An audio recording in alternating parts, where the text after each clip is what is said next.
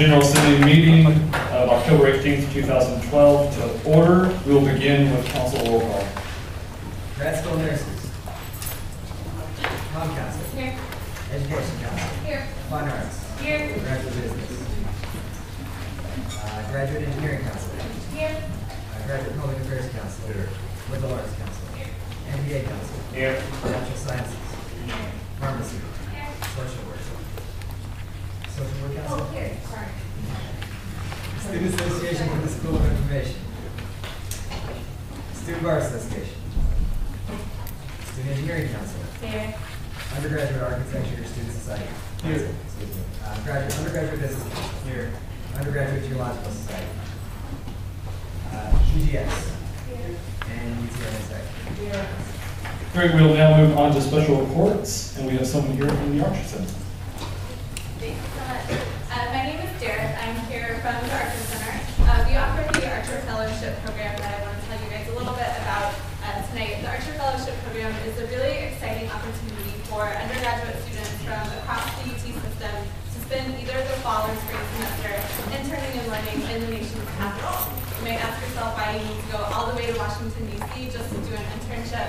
Well, D.C. is a really exciting place to be that's very much at the center of everything that happens in this country. It's obviously the center of politics and policy, but it's also home to all sorts of other organizations that deal with everything from the arts to international affairs, business, sciences. So no matter what you're studying or what you're interested in, there's definitely something for you in D.C. And the program is open to students of all majors and all backgrounds. It's definitely not just a program for government majors.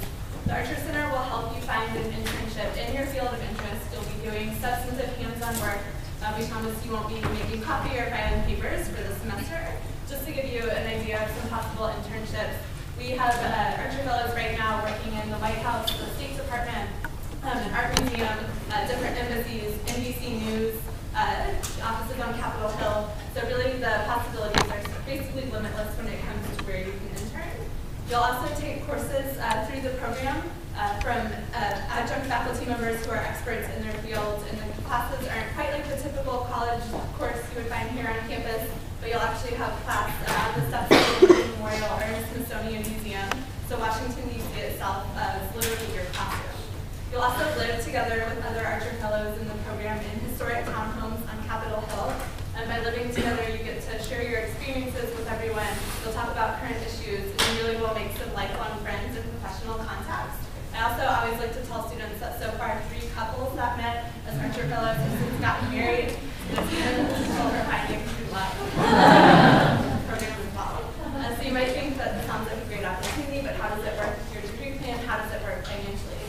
Well, since the program is offered through the UT system, you actually remain enrolled here on campus at UT Austin for the semester, and you will earn 15 hours worth of in-residence credit while you're in DC. And again, since the program is run through the system, we're able to offer a flat rate fee to all students who participate, and this fee is actually a good bit cheaper than what 15 hours worth of credit would be here on campus for a semester.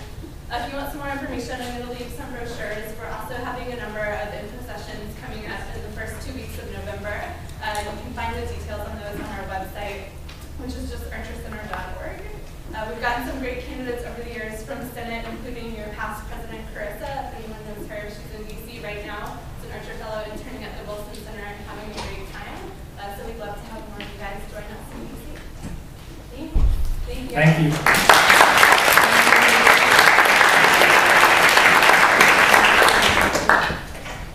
Now we have Catherine Strickland from UT Longers. Hi, everyone. I don't think I need the mic really loud enough, right? I just wanted to show you and tell you about a new service we have. It started at the beginning of the semester. We did a soft rollout, materials retrieval, which means if you're an engineering student and you spend all your time on the north side of campus and there's a book of PCL you want, you don't have to go to PCL anymore to get it. We're pretty excited about this. There's an FAQ. There's an FAQ under borrowing under library services. It's materials retrieval, so I'll click on it. I want to show you an example. You can whistle while I type. I can't whistle, so. So you find a book you want. If you're in this view, the request button is right here. And you can hit that. And I'm going to show you this view because the request button, do you see it up here in the top right? The top left-hand side, kind of on the left, it's a check mark. You just hit that and put in your EID and password. Okay. Sorry. I was afraid of just showing you all my EID password. Get my checks, get my life, basically. But you put in your EID and password. Yeah, totally. Let me not save it either. Now you can really talk amongst yourselves.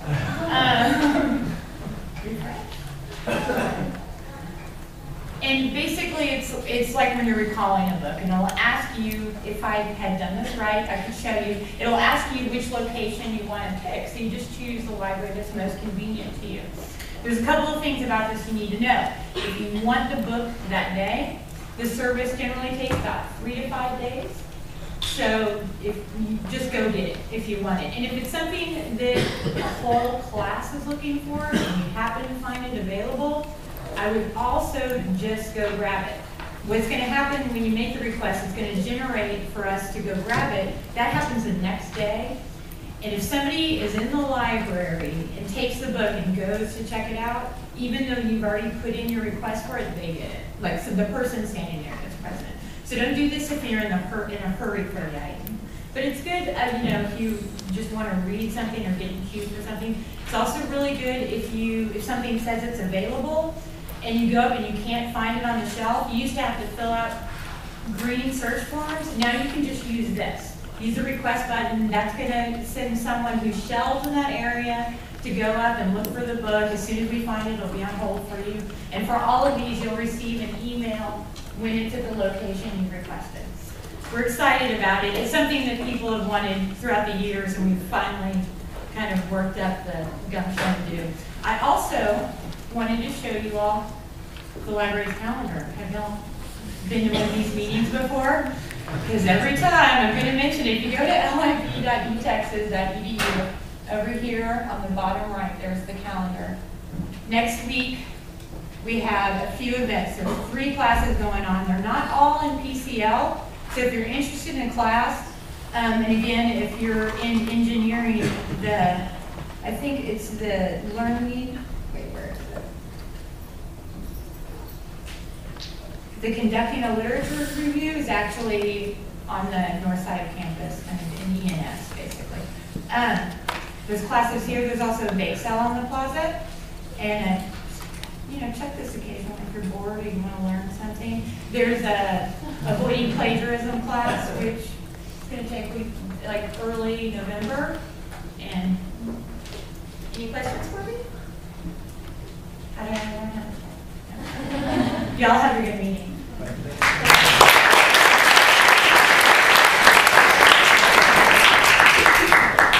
We'll now move on to organizational announcements. Are there any announcements? Seeing none, we'll now move on to regular guests. Jordan, will you be giving the student loan to us? Okay. Come on, Dan.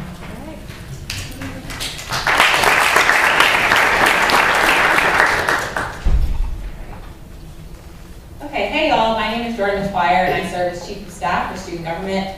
Dora sends his apologies, he had a meeting at the same time. But we do have some exciting announcements for you all. I have 4 announcements today.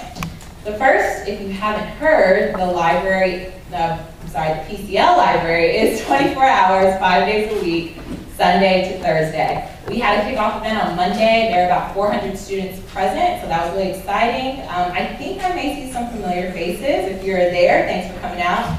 A lot of people have been asking, we will get more t-shirts that say I live in the PCL, and we'll probably have an event with the libraries of some sort to get those out to you all. So we definitely want some of you wearing those shirts.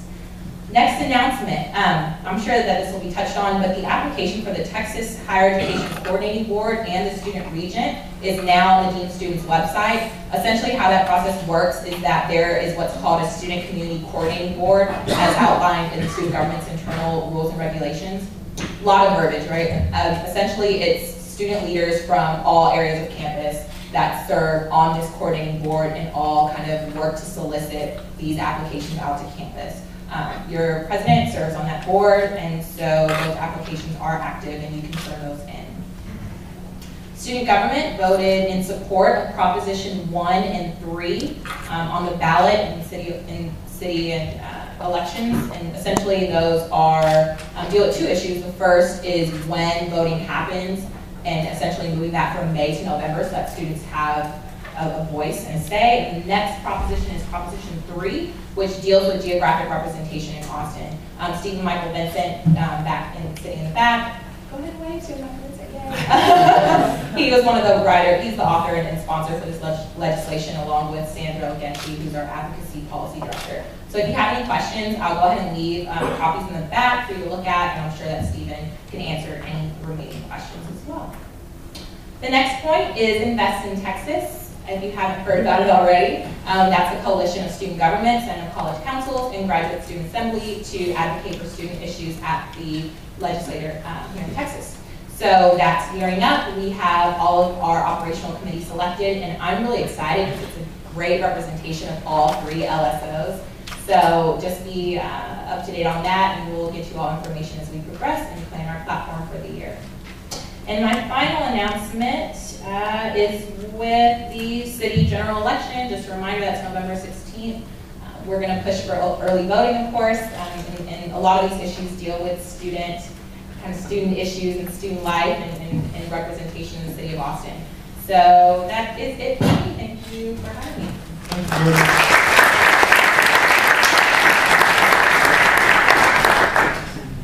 And now from Graduate Student Assembly, Michael Reddy.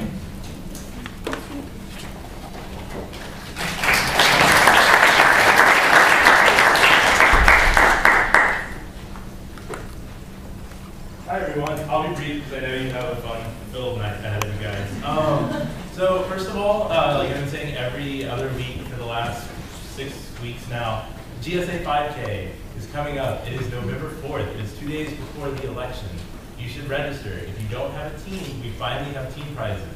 They are exercise passes for a week. So there is a real reason to have a team. I know Michael's registered, I know Jordan's gonna register, so everyone should register.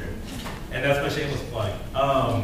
I would also say, to follow up what Jordan said, fill out an application for the Texas Higher Education Coordinating Board student member and the student regent position if you're interested. It's a great way to, one, get experience and two, represent the University of Texas at levels higher than the University of Texas, so do that. A legislative update. We passed 3 pieces of legislation last night. The first one was regarding graduate student advising. It's basically a follow-up from a piece of legislation that the Senate passed last May. And basically the whole point of it is to try to design a system that'll help graduate students pick advisors better before they get here, so that way they don't have issues with like regarding time to degree and that kind of fun stuff. If you want to know more, you should talk to Columbia because she's kind of been the one pushing on that. But it does look pretty interesting. Just as a side note, the controversies around it probably sound a lot like the ones around course instructor surveys. So trust me, this will be a fun one. We also passed a piece of legislation calling for expanded access to career services for graduate students. Currently, there's a 20-hour graduate assistant position that is housed in the College of Liberal Arts for some reason, but it's being paid for by the graduate school because it's an org chart and we need like 20 more dotted lines. But basically, some colleges are saying, no, you can't use liberal arts career services, you know, not liberal arts career services. This is designed to sort of address that, so that's fun. The last piece of legislation we passed last night was calling for a career services advisory board for the university-wide level. And it's designed to address the concerns of career services that a lot of different college councils have. I thank all of you who have been emailing me incessantly about that. It's been very enlightening, I should say. And basically, there's a lot of concerns regarding the new University Career Interview Resource Center, which is now called Higher Texas. And the whole point of this is to sort of, we would like to take a step back and sort of say, what is the landscape? And so we're calling for this committee to be created. We have a piece of legislation coming up in a couple weeks calling for a crosswalk. I mean, it's pretty fun and boring, so I won't bore you with that. And then our initiative is coming up. We're still working on competitive insurance benefits as part of our platform, as part of the competitiveness platform. probably hear more about that as we get going on Invest in Texas stuff. We are planning Sexual Harassment Prevention Week in the spring with student government, UHS, a whole bunch of campus entities. We're also getting into a partnership with Center for Teaching and Learning, so that way your TAs will know how to teach. So there's always does anybody have any questions about that? I know it's kind of a whirlwind, but yeah, my email's on the agenda, so if you have any questions about anything, feel free to email me. Thank y'all.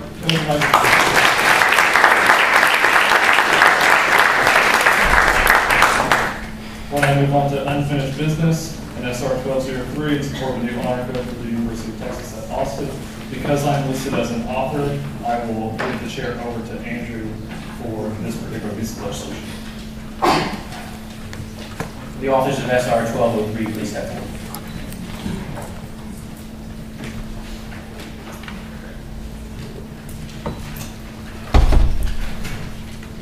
Hi everybody, we're the Academic Integrity Co-Chairs, as many of you already know from our multiple visits up here. I'm Shahana, I'm Peter Paul. and we just wanted to draw your attention to lines 30 through 35. The honor code wording has been changed to, as a student of the University of Texas at Austin, I shall abide by the core values of the university and uphold academic integrity. And also to clarify, the second result after that includes the university's definition of academic dishonesty. And those are the only changes that we made. We will now move on to a 20-minute period of discussion and debate. Anything to add? Next question. Nothing. All right. Okay, is there a motion to end discussion and debate? Is there a second? All those in favor of ending discussion and debate, please say aye. Aye. Opposed? All right. Discussion debate has ended. Are you ready for the question? The question on the table is for the approval of SR 1203 in support of a new honor code for the University of Texas at Austin. All those in favor, please say aye. Aye. All those opposed, please say nay. Nay. All right. SR 1203 passes.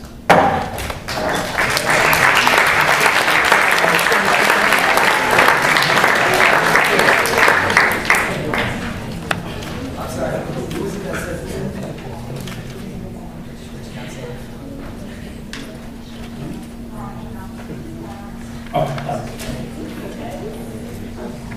Okay, so Andrew and I are going to leave now because our work's done. No. We're going to move on to the second piece of unfinished business. This is SR 1205 in support of standardized degree plan formats. Will the authors please step forward?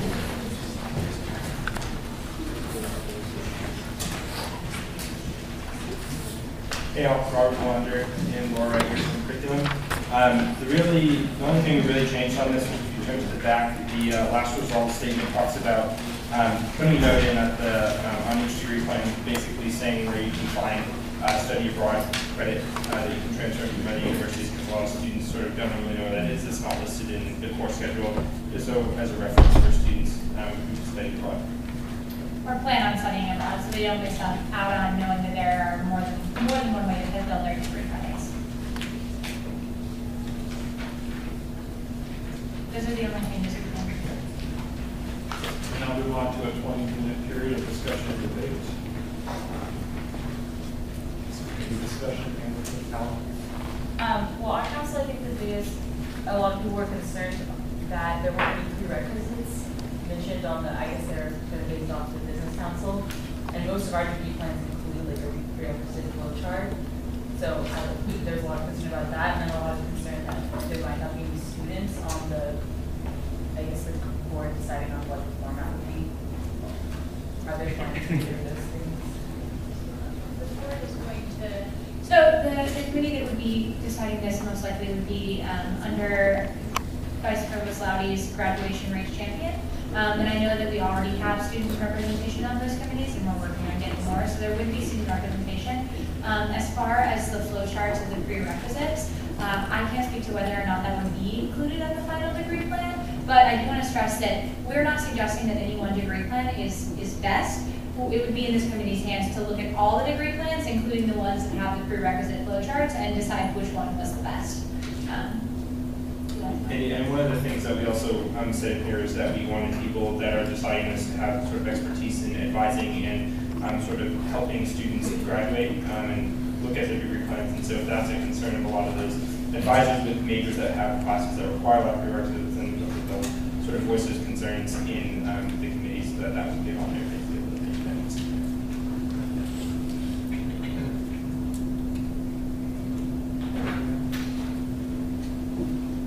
Seeing none, is there a motion to introduce? Is there a second? All those in favor? All those opposed? Okay, we'll now move on to the question regarding SR 1205. The question is on the approval of SR 1205 support standardized degree plan formats. All those in favor of the resolution, please say aye. Aye. All those opposed? All those abstaining? Resolution passes.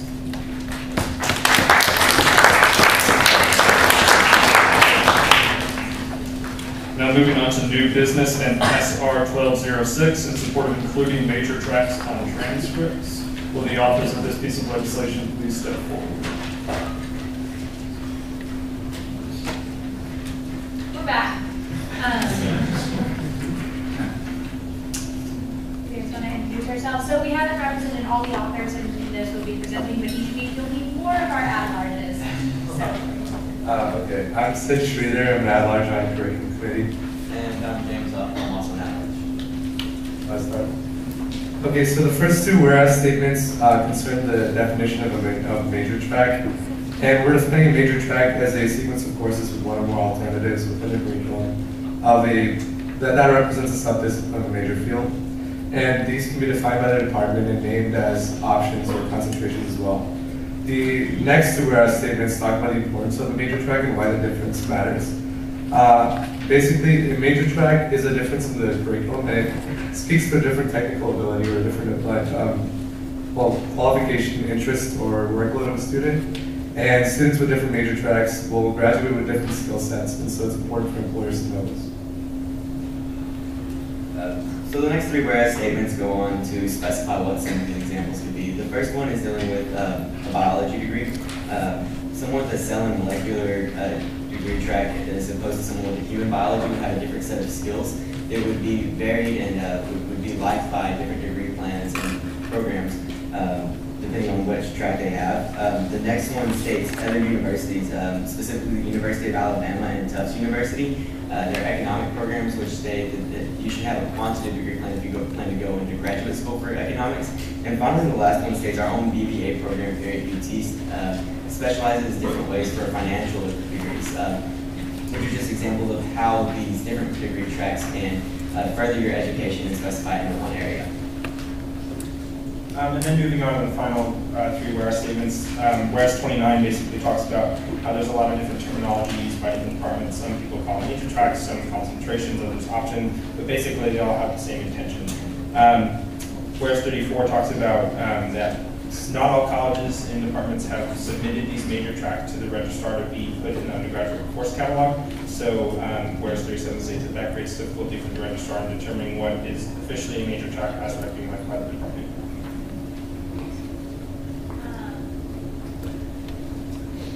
So, bottom line, taking on to the resolve statements, we'd like for these major tracks to be identified by a college. So a department could say, yes, this is significantly different and constitutes a major track, whether or not they currently have it designated as an option or a concentration or have some sort of other name for it. A department could say to its college, we have a major track here and it would be included on the transcript. This would be submitted to the course catalog. So if you looked in the course catalog, you would see all of the major tracks there. These would be included on the transcripts.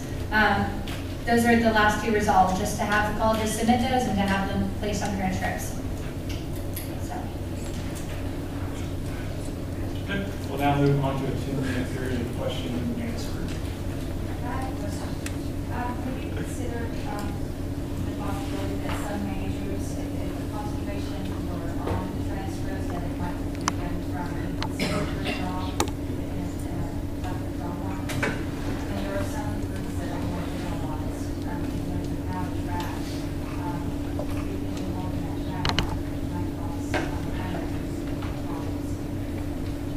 Yeah, that's actually a problem we hadn't considered it, I think I can say honestly. I think that we had, if that's something that we could look further into, but I think we had understood it to be that for graduate schools and employers, in most cases, these major tracks indicate a level of specialization that speaks to the students' academic interests. And so actually, I understand that concern, but I think that's more of a concern that leads into our career services, and that we need to teach students who have a very specific major to be able to market that to various employers.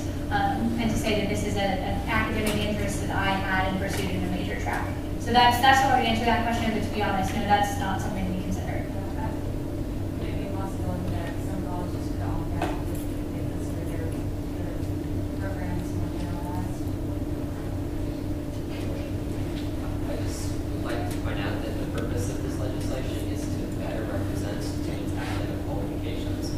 And so to not do something like this just to make yourself more competitive is not, it's misleading.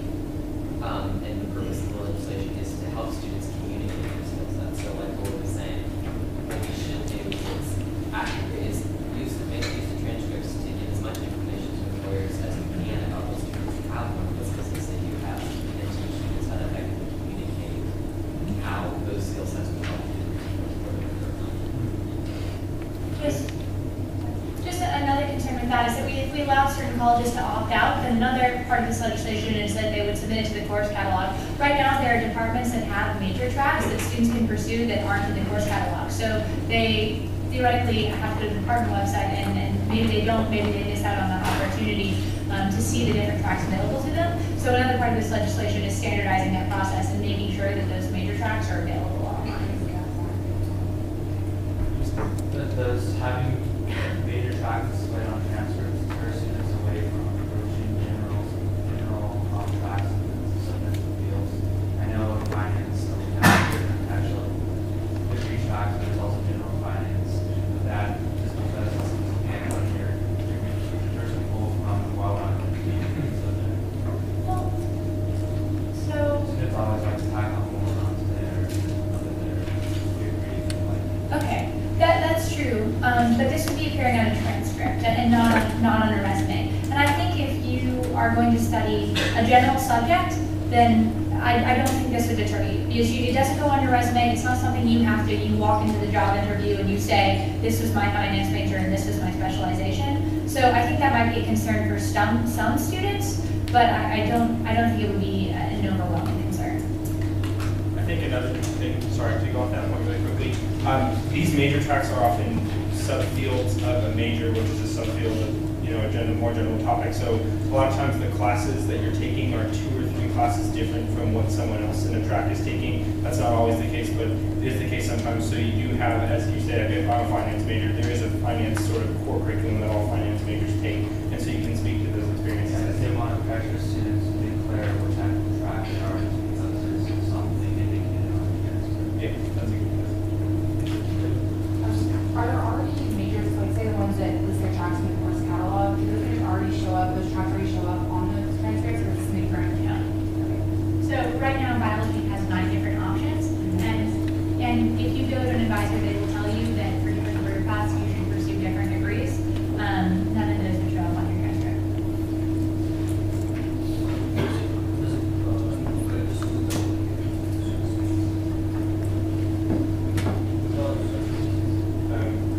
So in researching that we focused on the undergraduate colleges and not on the graduate school, which I think is our fault. That's something that we could look into including if graduate schools have a similar, comparable track program and that you enter into a general field of biology.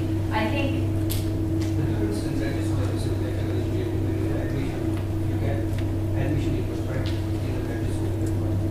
yeah. However, that is not reflected in your degree or the research. And so because you're applying with a specific department and a specific, I think that might be a level of specialization that we might be above the level of this legislation, but I'm not certain. I can't say that. So for all different engineering fields, we have generally 4 or 5 different tracks, and depending on the track that you are pursuing, for the PhD, you require classical and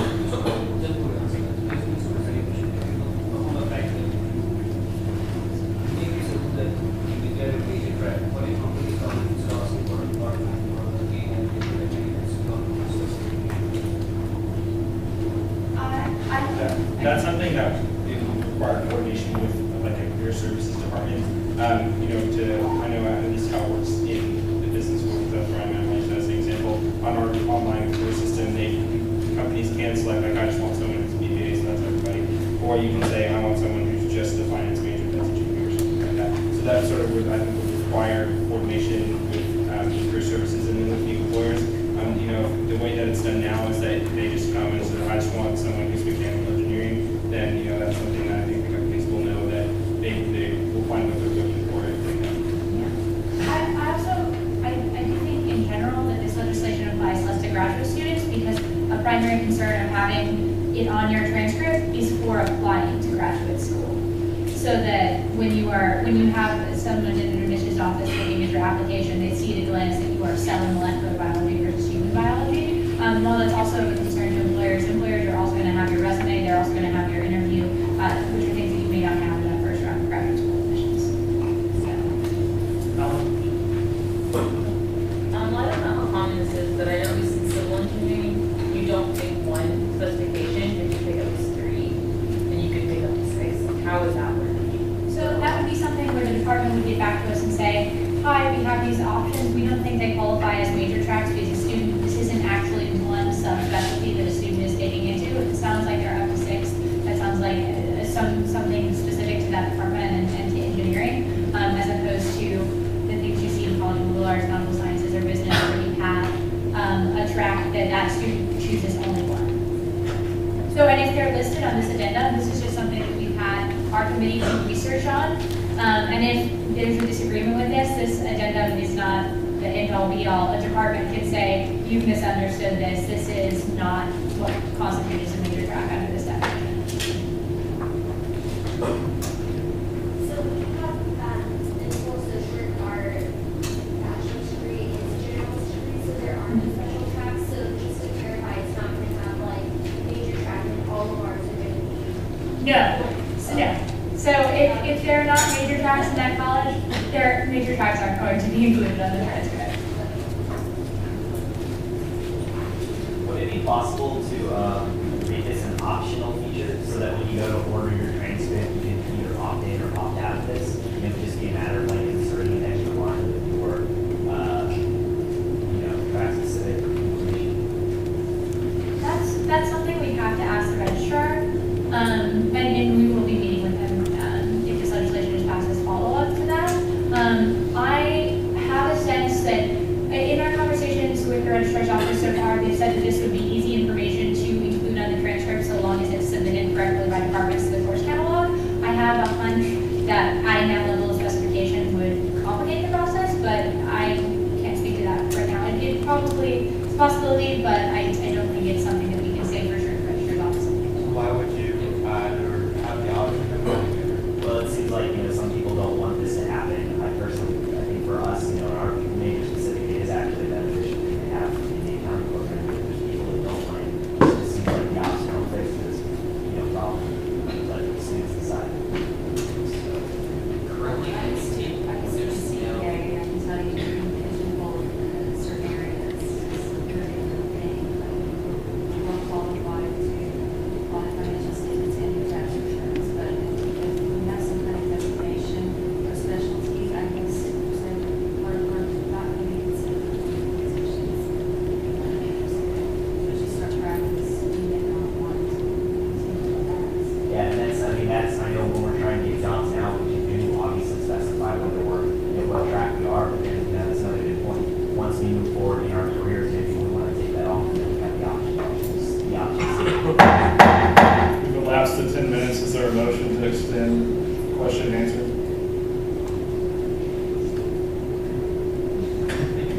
Seeing no motion as ended Q&A, please take this back to your councils.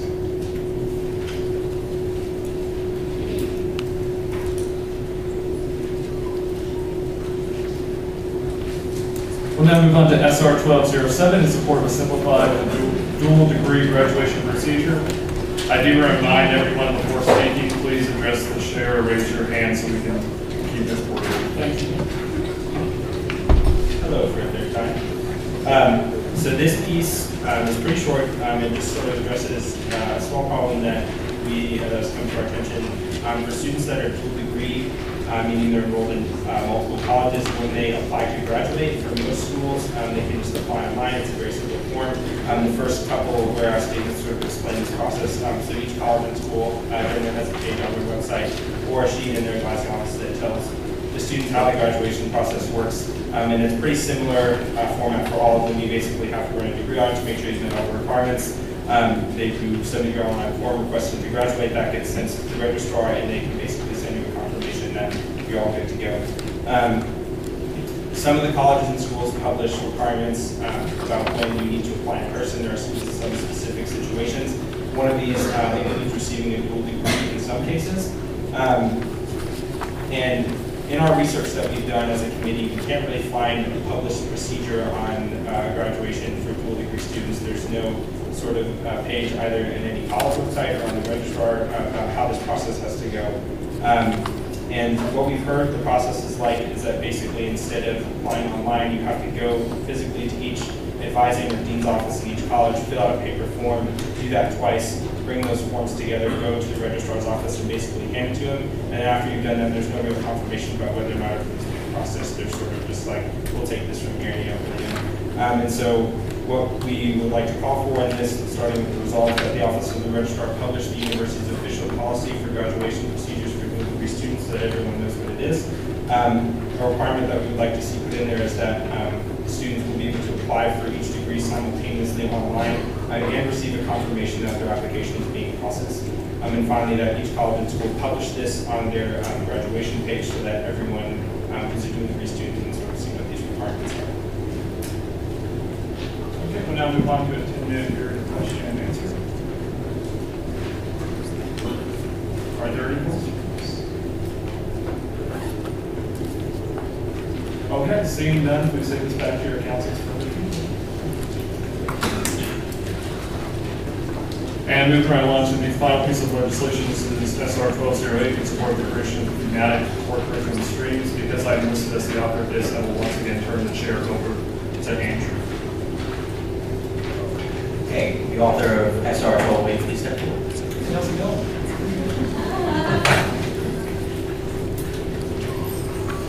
Okay, so for those of you who I've talked to about this, and those presidents and reps and councils have heard a little bit about this, this has been one of my pet projects for the year, and that's trying to improve our core curriculum by making it seem more than just a checklist for many students. The first whereas, couple whereas statements just detail what the core curriculum is and what specifics encompass it. Whereas 9 and 12 pull some quotes from the Commission 125, which called for a new undergraduate core curriculum, seeing that it was not something that UT was particularly strong in and that many students did not see a benefit in or were not recognizing the benefit in the core curriculum. Whereas 16 notes from the Task Force on Curricular Reform, which released their report in 2005. This actually came as a result of the Commission 125 to focus on how we can improve the core curriculum. Some of the ideas mentioned in that report were the creation of the School of Undergraduate Studies, the creation of signature courses, and then one of the big ones was the creation of what they call thematic strands, which we've now termed as streams, because of the idea differs a little bit from theirs, but it's structured along the same idea. Again, what I was referring to is that many students view the core as a checklist and see that the option of taking an advanced placement course or doing credit by examination or transferring in credits for a community college is a better option because the core here is simply not beneficial to them. We can view it as such.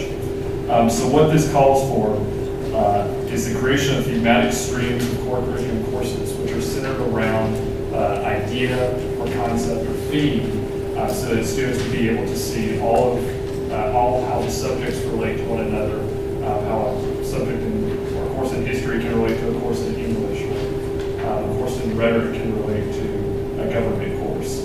And the streams would consist of 3 to 5 courses at the most. That's what we recommended, but that number could change based on what members from the School of Undergraduate Studies and departments say as well.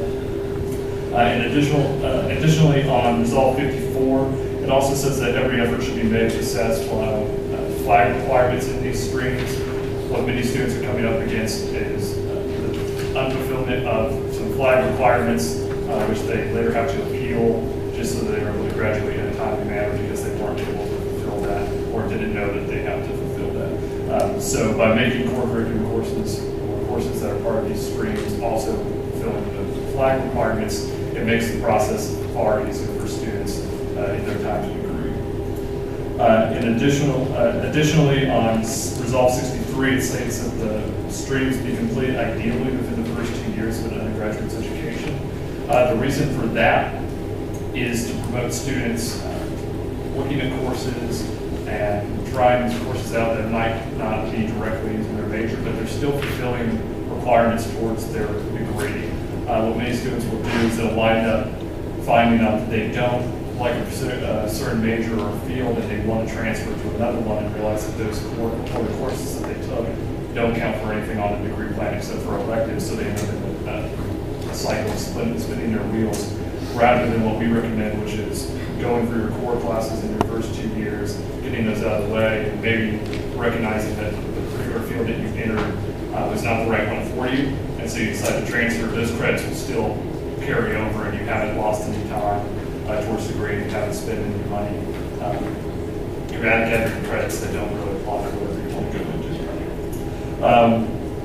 By the way, this is entirely optional. That would be a good thing to mention. This is not a mandate for students. They would still have the option of taking their core curriculum classes as it stands now, which is very sporadic and not really connected to one another. Or they can do it this way. It depends on what works for their schedule, because some departments, colleges, or schools are more lenient or provide more flexibility in their degree plans than others, and we recognize that. And that's pretty much it. We'll now move on to a 10-minute period of discussion and debate, or question and answer. So you mentioned that the credits will be able to carry over to different majors and students are exploring these integration of classes. But what about outside of the 4 or 5 classes? This is advised to explore other things, change their kind of major. I don't know if it incentivizes them to necessarily in those 2 other options to take courses outside of their major. It's the reason why I listed 3 to 5 is a couple of reasons. One, that was actually what was recommended in the task force on curriculum reform. And 2, it provides students options to take courses within their particular major or field if they are dead set on taking that. So at least they're making progress towards whatever their major requirements are too. And they haven't been strictly stuck on core, because we do want students to be able to get some experience with their major is. Currently with the FIGs, a lot of the FIGs are specific to your major or college specific things. So if you're adding more interdisciplinary aspects to it, so it's more likely to be open to the major. I don't know, we actually work with, on this particular initiative with the first year experience office in School of Undergraduate Studies, which manages FIGs. And what we've looked at is the possibility of having students ideally take a FIG their first semester, and then the second semester they would take a stream.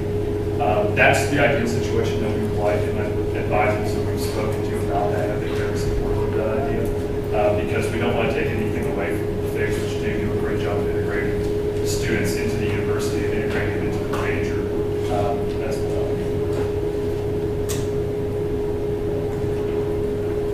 Are there any additional questions? Paul. Yes. So I'm curious as to what I'm trying to get a better grasp on what exactly is. Do you have any examples? Yeah, so right now we, Robert and Laura do a very good job of going through, as well as their experts, going through the list of, no, that works, okay.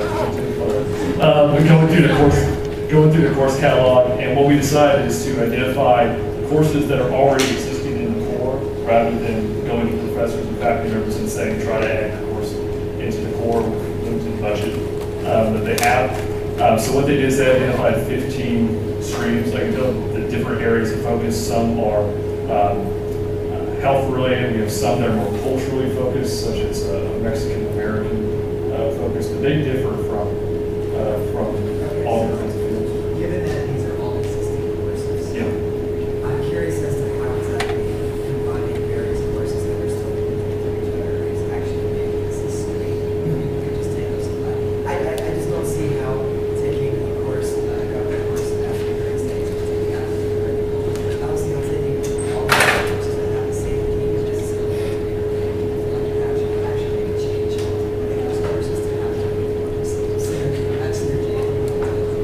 Well, I think the difference is you're taking them at the same time. That's one of the biggest differences. They take them all at once rather than taking them in different semesters. The other difference it is that a student doesn't necessarily have the time to go through a course catalog and make those selections, whereas if they're packaged together in a more formatted way that's easier for students to view how exactly these courses relate, it makes it a lot easier. In other specific instances, you have topics courses where a student might not look at the topic for that particular course, where this would tie it in easier. So essentially this is, and not to, No. but essentially this is just a way to organize courses. Not necessarily. No. The other aspect of it is the packaging of courses. So the hope of this is that you would register for this similar to the FIG system at the same time. So that way you would have that system already in place and you'd be able to secure those courses all at once.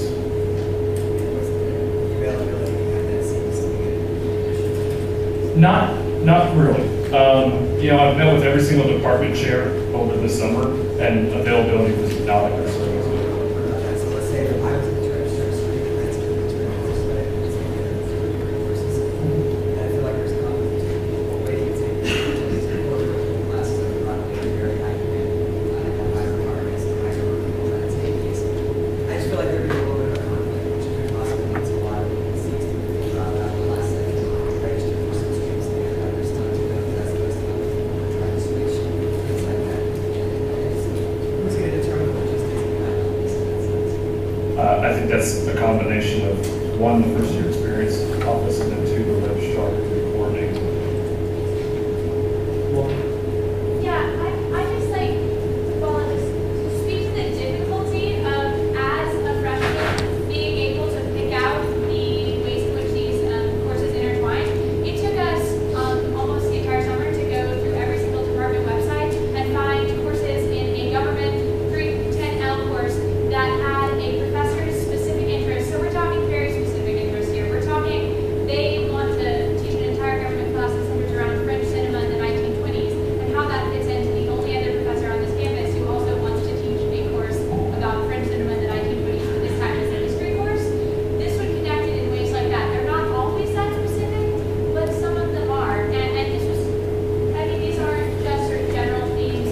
Finding an African American history course and finding a UPS that also focuses on African American culture and mainstream name on it. There are some that are like that, but there are also many that were crafted off of the department website descriptions of specific courses and specific professors' interests. So it is something that would take a freshman or any student a long time to make their course curriculum this relevant and this interdependent. But is your ministry Bible review per se, or is that That would be determined by, that's not the final review. It's just suggested. Using. We're holding the professors and classes in their courses, accomplishments, example. They get together and read about educational plans for students or having more reduction of redundancies in their classes. That's part of it, yes. If you want, I'm sorry, if you want to include that, the resolution, we can certainly do that. This is kind of the same question, but do the professors know, they know? That there's a stream in there, yes. As far as the science, of course, for those students with specific majors, all the courses are not kind of know this. If science major is defined for non-science major classes, science is not a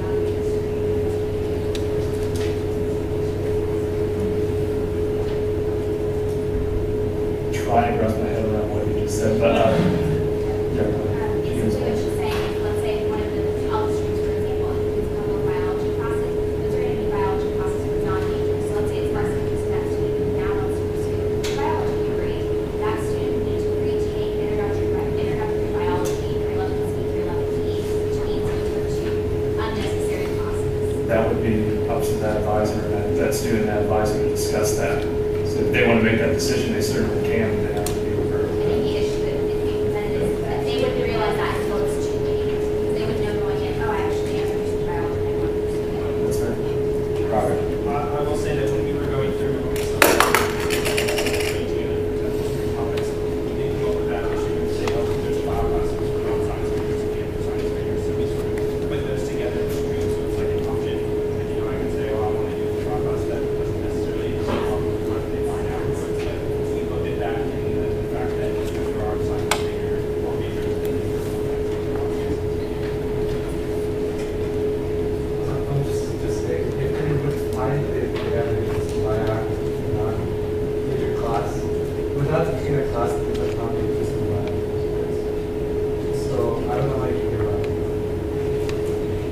I honestly don't think, I think it's one that it is redundant.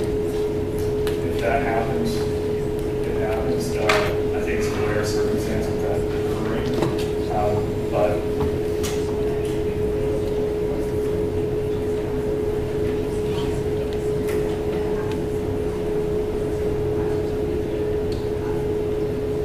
well, this is more focused just on core curriculum. We could look into that for courses that deal with core curriculum to focus more majors on it. That's certainly a possibility, including your major courses or courses for those majors that would count for the order you serve. So I know that it took y'all a little time to figure out those streams, and the professor's topics might change each semester. Is that being an automatic process, or would that be like after the registrar or the schedule with the registrar or his office? It would have to be evaluated on a semester basis. The changes to the course catalog in terms of the courses being offered, that's every 2-year cycle, so it's not as frequent as one might think. But it would have to be, the streams would have to be updated for people who are signature courses, because those can also change. The 10-minute period of question and answer has expired. Is there a motion to extend? Seeing none, please take this back to your councils. Thank you.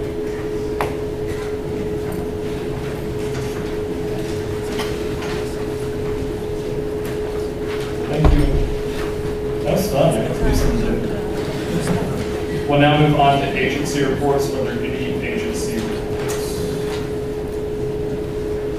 Seeing none, we'll now move on to council announcements and social work council.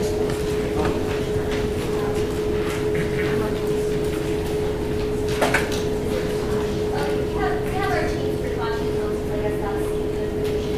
So thank you to the 4 councils that are seeking last year. We only got 2 councils, and this year got 4 councils in less than 24 hours. So we're excited to continue the interview on the next meeting.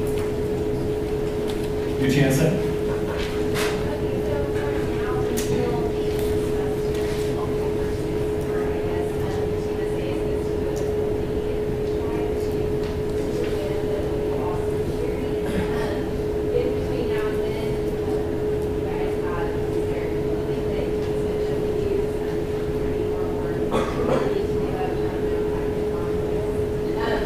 We certainly don't have to stretch all the way to the nursing school. You can bring your GA meeting and there's better organization off your hands. Are there any other council announcements? Next Wednesday from 5 to 6 and May 206, this is the new beautiful conference room, so we're going to 7. We're having our town hall. So anybody's welcome to come.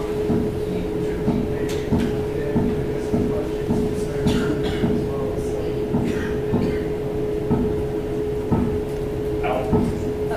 The Student Community Council is celebrating its 60th anniversary tomorrow with a tailgate at the corner of Meeting-Oct and Sanjak. So everyone is more than welcome to come out and wish us a happy 60th birthday. Any other council announcements? Seeing none, we'll now move on to executive reports. So my executive report, I'll try to be brief. Thank you to all the councils for allowing Andrew and I to come visit all of you and give us 10 minutes of your time to talk and lure your council members. We hope that they got something out of it. I know business council did, because that lasted an hour, but that was fun. But thank you all for inviting us, and we'll do it again next semester because we really do enjoy doing that. That's one of the favorite parts of our job, and connecting with all the council members.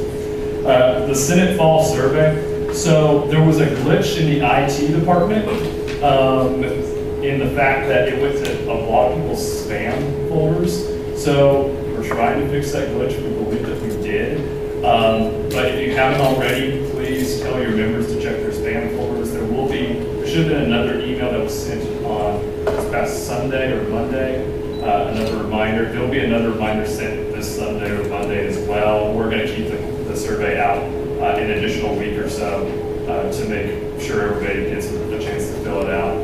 Thank you for those of you who have already done so. We really do appreciate it. We want to continue to encourage everybody to fill it out because we really do value the feedback, and we'll be using it for many purposes, such as the one that Ryan will talk about her update as well. But continue to push your council members to do so. It won't take that long. Thank you for those of you for passing that information along. School of Undergraduate Studies Dean Search. So we met yesterday. We have hired a search firm to help us with an external search and gather up candidates so we can move along the process pretty easily. The ad went up today for the position, so we'll be on a little bit of hiatus as a search group because we can't do anything without applicants. But we hope to begin a great pool of applicants. We sit in some possible candidates that we would like to target that have made a name for themselves in undergraduate education in the nation. We also will be meeting with all of the deans to get their perspective on who their new colleague will be, as well as we'll be meeting with the School of Undergraduate Studies office and every person who works in that particular school to get their perspective on what they would like to see. So I'll continue to keep you updated on that. Invest in Texas, as Jordan mentioned, we do have our operational committee set. We'll be meeting this Sunday at 4 o'clock to discuss details and planning, and then we'll be having a larger meeting with when everybody's invited very shortly as well, so you can get your council members involved, get organizations that you're involved in, interested in that, so that they can participate and we can have a stronger presence at the Capitol than ever before. Also want to echo what Jordan and Michael both said about the student region in the Texas Higher Education Coordinating Board position. Applications are due by 5 p.m. on November 9th. Please encourage everybody who will have one more year left to apply, who's qualified. We really do want a great applicant pool who can represent UT Austin at the Board of Regents level or at the THUCB level. Academic integrity and technology. We've talked a little bit about this in the President's Committee regarding some of the issues that have occurred regarding social media and document sharing services, and Google Docs, and academic integrity violations, and the rise of those cases. Recently, Andrew and I met with Vice Provost Gretchen Ritter a couple weeks ago to discuss this, and we're forming a working group in collaboration with the Provost Office. So we'll have 2 members from Senate, as well as a member from Student Services, a faculty member, and other individuals who specialize in this area to try to formulate recommendations for policies so that this issue does not come up as much as we've seen, and students are aware of exactly what they can and cannot do on social media or other document services. And then finally, November 1st General Assembly and EDX. If you read anywhere on any paper or any news about the UT system this week, you know that we signed a deal with EDX, which is currently a coalition between Harvard, MIT, and Berkeley. This is an online course software, open source software, and UT Austin and UT system are going to be kind of leading the charge. UT Austin in particular, and how we use it differently than the other 3 institutions to increase education in the state and then also the nation, and increase access as well. This is a very highly regarded system and a group of universities that we're partnering with.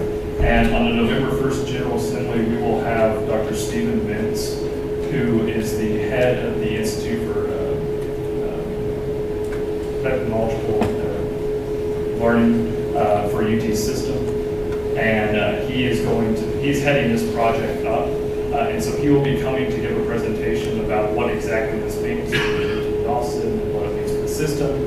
So I encourage all of you to invite your council members to come and listen to this individual. This is the first time that you'll be speaking to a group of students about this particular subject. So we're very excited and glad to have him. And he's been very appreciative and wants to be here. So look forward to that. Please bring questions if you have any or if your council members have them. That is it for my update. We'll now move on to Ryan.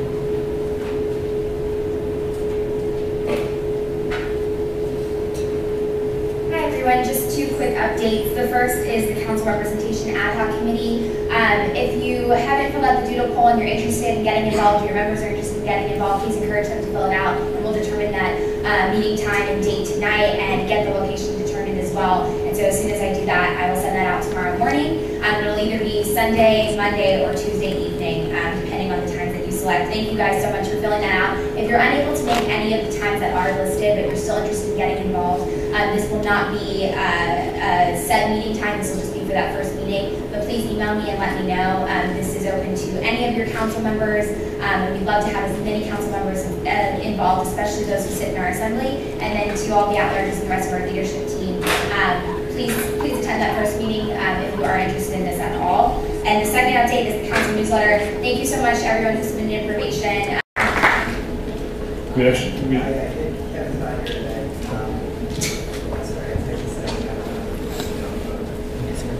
I was gonna say, we actually have an Invest in Texas meeting at 4 o'clock in that room, but we'll find another.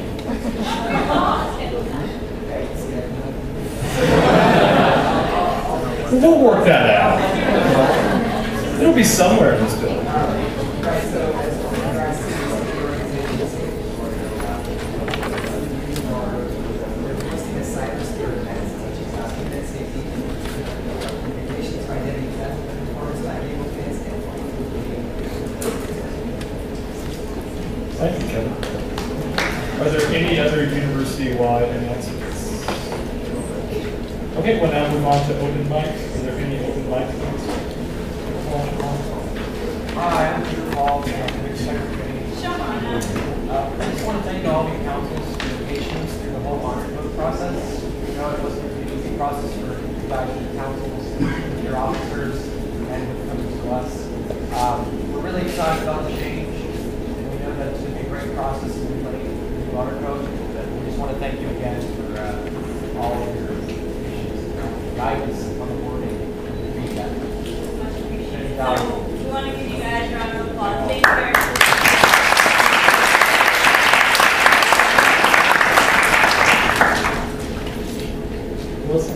Hi everyone, my name is Melissa Dunn. I just want to make a quick announcement. On Tuesday, Longhorn Teach for America, which is the student chapter of the national organization, is doing a 7,000 pencil pass out on the West and East Mall. We're passing out 7,000 pencils to represent the number of students that drop out of school in the United States every single day, so that's 1.2 million people a year. We couldn't pass out that many pencils. So if you bring you and 7,000 of your closest friends to East and West Mall to get some free pencils, we really appreciate that. We'll be there until the pencils are gone. Thank you. Steve? Hey guys, I'd like to invite you guys out to Tejas tonight. We're hosting Amy Simmons for Tejas Coffee this week. She's the owner and founder of Amy's Ice Cream. She'll be talking from 9 to 10 tonight, and she'll be having out a lot of coupons for free ice cream. So coming out 2600 Rio. Thank you.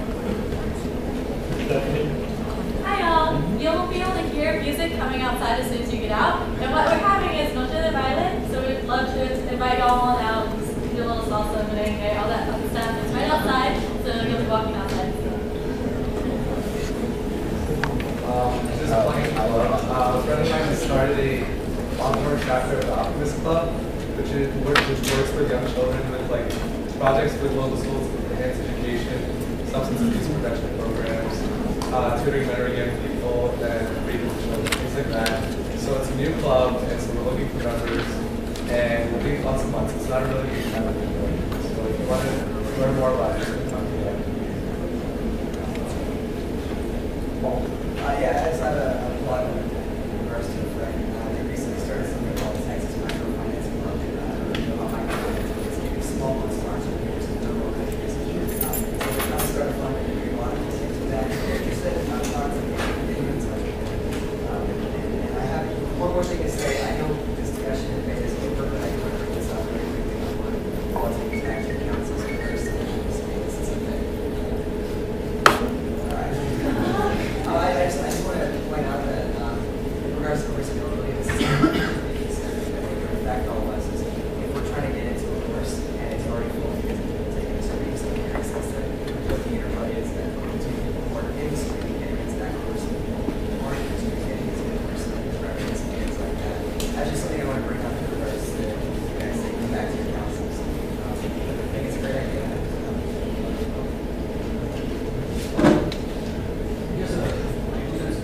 Does anyone use Dropbox?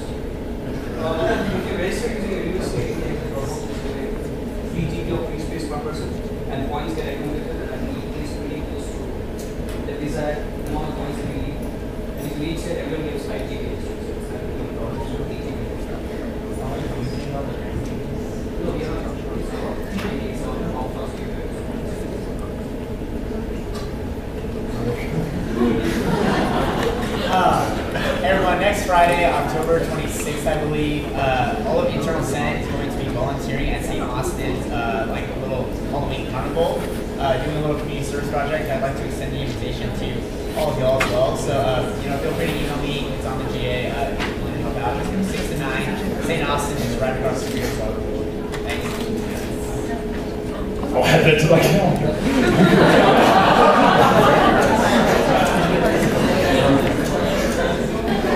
It's been a fun night. How many of you guys are interested in helping out soldiers? Don't raise your hand, I'm going to get really angry, but it's a heads up for you guys. For those of you who were here last year, Mark from Texas Blazers kind of harassed y'all until you would sponsor a child, which is in the back, which is a great thing. But this year for Texas Blazers, my new guy class is focusing on helping out soldiers. So it's going to be a similar thing, but kind of a sponsor a care package for a soldier overseas type thing. Just so y'all know, we're still in most of the planning stages for that, so next GA I'll give you all the real details. But if you want to start thinking about now, possibly reserve, it's only $25 to sponsor a care package, so if you want to think about now, maybe thinking about reserving some funds, that'd be great. So I'll talk more about it. All right, I'm Sean, I'm in the Student Council Advisory Committee. I'm just extending an invitation to apply. Applications are until November 1st. Applications are available on the and your Facebook event. If you have any questions, you can contact me. Are there any other open mic announcements? Okay, I do want to echo what Peter, Paul, and Shahan have said. Yeah, I've been in this organization for 4 years, and this is the most involved in our city councils in a piece of legislation. I couldn't be more proud. So thank you all for all of your time and effort. This has been a fun process. I mean that sincerely. But thank you, in all sincerity. Hey, Mark, where does after meeting you? Hey, Michael, it's at Easy's. That sounds great. On the bar. There's a crowd from Central Market. Yes. That's on my calendar. Okay, is there a motion to adjourn? Is there a second?